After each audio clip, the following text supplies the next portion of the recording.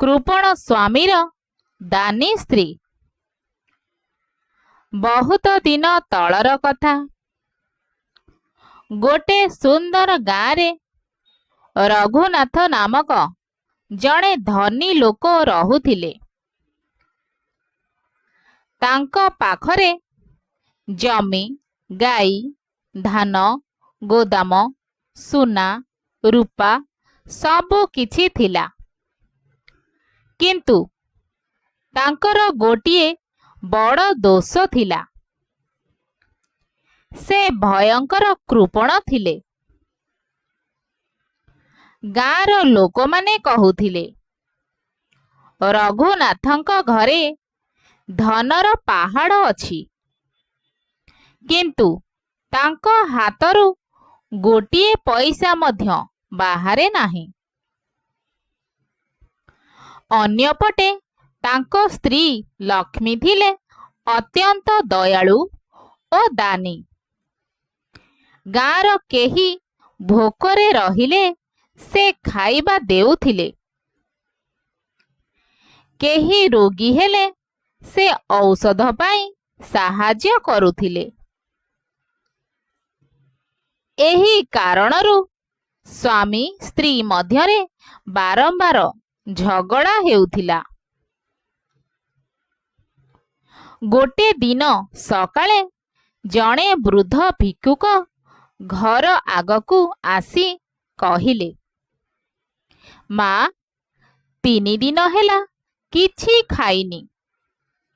ମୋତେ ଅଳ୍ପ ଭାତ ଦିଅନ୍ତ କି ମୁଁ ଖାଆନ୍ତି।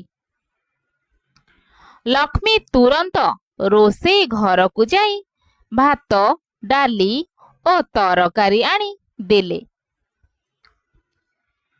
ସେହି ସମୟରେ ରଘୁନାଥ ଦେଖିଦେଲେ। ସେ ରାଗିଯାଇ କହିଲେ, ତୁମେ ପୁଣି ଖାଇବା ଦେଲ?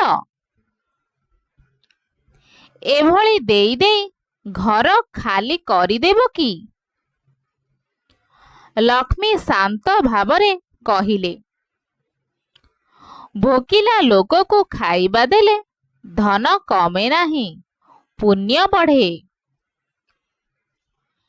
ରଘୁନାଥ କହିଲେ, ପୁଣ୍ୟରେ ଗୋଦାମ ଭରେ ନାହିଁ।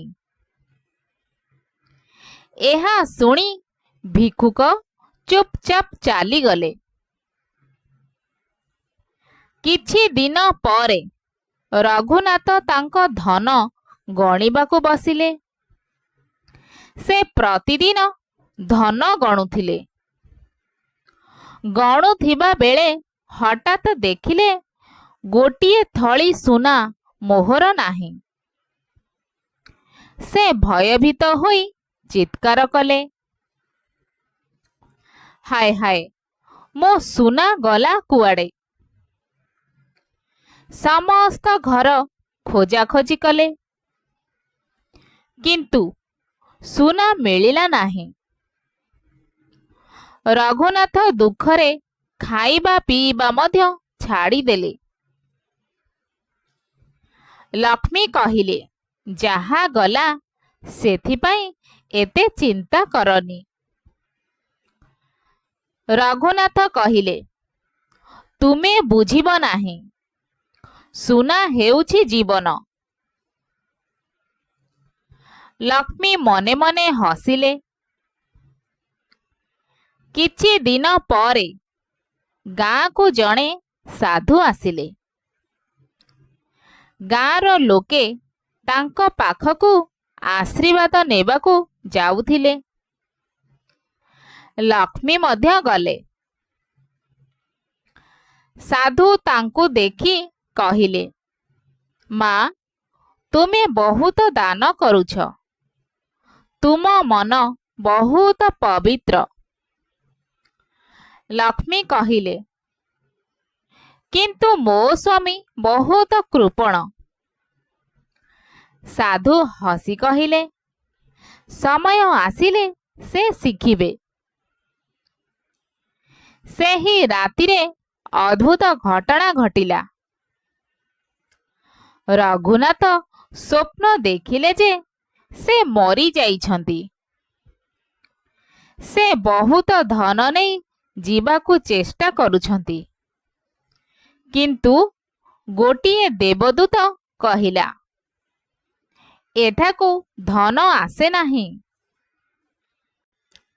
ରଘୁନାଥ କହିଲେ, ଏହା ମୋର ସୁନା। ଦେବଦୂତ କହିଲା, ତୁମେ ଜୀବନରେ କାହାକୁ କିଛି ଦେଇନାହଁ, ତୁମ ସହିତ କିଛି ଆସିବ ନାହିଁ। ତାପରେ ସେ ଦେଖିଲେ ତାଙ୍କ ସ୍ତ୍ରୀ ଯେଉଁ ଭୋକିଲା ଲୋକଙ୍କୁ ଖାଇବା ଦେଉଥିଲେ, ସେହି ସବୁ ଭଲ କାମ ଆଲୋକ ହୋଇ ଚମକୁଛି।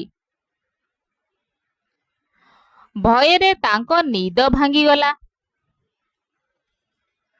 ସକାଳେ ସେ ଚିନ୍ତାରେ ପଡ଼ିଗଲେ। କିଛି ଦିନ ପରେ ଗାଁରେ ଭୟଙ୍କର ବନ୍ୟା ଆସିଲା। ଅନେକ ଲୋକଙ୍କ ଘର ଭାଙ୍ଗିଗଲା। ଖାଇବା ପାଇଁ ଲୋକମାନେ ହାହାକାର କରିବାକୁ ଲାଗିଲେ। ଲକ୍ଷ୍ମୀ କହିଲେ, ଆମ ଗୋଦାମରେ ବହୁତ ଧାନ ଅଛି, ଚାଲ ଲୋକମାନଙ୍କୁ ସାହାଯ୍ୟ କରିବା।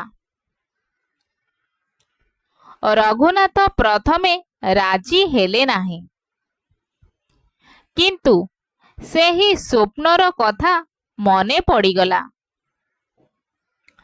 ଶେଷରେ ସେ କହିଲେ, ଠିକ୍ ଅଛି, ଧାନ ବାଣ୍ଟି ଦିଅ। ଏହା ଶୁଣି ଲକ୍ଷ୍ମୀ ଖୁସି ହେଲେ। ଗାଁର ଲୋକମାନେ ଧାନ, ଚାଉଳ ଓ ଖାଇବା ପାଇଲେ। ସମସ୍ତେ ରଘୁନାଥଙ୍କୁ ଧନ୍ୟବାଦ ଦେଲେ। ପ୍ରଥମ ଥର ପାଇଁ ରଘୁନାଥ ଅନୁଭବ କଲେ ଯେ ଧନ ଗଣିବା ଠାରୁ ଲୋକଙ୍କ ମୁହଁରେ ହସ ଦେଖିବା ଅଧିକ ଆନନ୍ଦ ଦେଇଥାଏ। ତାପରେ ସେ ଧୀରେ ଧୀରେ ବଦଳିବାକୁ ଲାଗିଲେ। ସେ ଗରିବ ଛୁଆମାନଙ୍କ ପାଇଁ ପୁସ୍ତକ କିଣିଦେଲେ, ରୋଗୀମାନଙ୍କୁ ଔଷଧ ଦେଲେ। ଗାଁରେ ଗୋଟିଏ କୂଅ ଖୋଦାଇ ଦେଲେ। ଗାଁର ଲୋକେ ଆଶ୍ଚର୍ଯ୍ୟ ହୋଇ କହୁଥିଲେ, ଏ କ'ଣ ସେହି କୃପଣ ରଘୁନାଥ? ଲକ୍ଷ୍ମୀ ହସି କହୁଥିଲେ, ମଣିଷର ମନ ବଦଳିଲେ ସବୁକିଛି ବଦଳିଯାଏ। କିଛି ମାସ ପରେ ଗୋଟେ ଦିନ ଘର ସଫା କରୁଥିବା ବେଳେ ହରାଇଥିବା ସୁନା ଥଳି ମିଳିଗଲା। ସେଇଟା ଏକ ପୁରୁଣା ବାକ୍ସ ପଛରେ ପଡ଼ିଥିଲା। ଲକ୍ଷ୍ମୀ ଖୁସି ହୋଇ କହିଲେ, ଦେଖ, ତୁମ ସୁନା ମିଳିଗଲା। ରଘୁନାଥ ହସି କହିଲେ, ଆଗରୁ ଏହା ମିଳିଥାନ୍ତା ତେବେ ମୁଁ ନାଚି ଉଠୁଥାନ୍ତି। ଏବେ ବୁଝୁଛି, ସୁନାଠାରୁ ବଡ଼ ଧନ ହେଉଛି ଭଲ ମନ। ସେହି ଦିନଠାରୁ ରଘୁନାଥ ଓ ଲକ୍ଷ୍ମୀ ମିଶି ଗରିବ ଲୋକଙ୍କ ସାହାଯ୍ୟ କରିବାକୁ ଲାଗିଲେ।